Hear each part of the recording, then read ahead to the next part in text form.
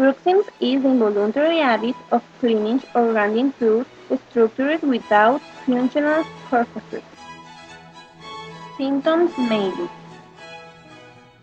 sight and sore jaw, difficult to open and close, headache, sensitive teeth, pain in temporomandibular joints. Bruxism affects between 10% and 20% of the population. One way to deal with this habit is anti-stress therapy.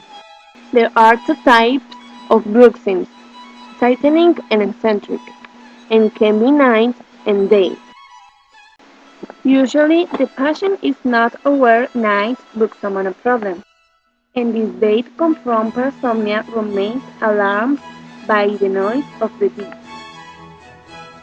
Until the teeth can flatten, wear, fissure, and plain and rest. In severe cases, it is necessary to place dental protection, resin, or plastic. Now, as clean to prevent permanent damage and condition of the teeth.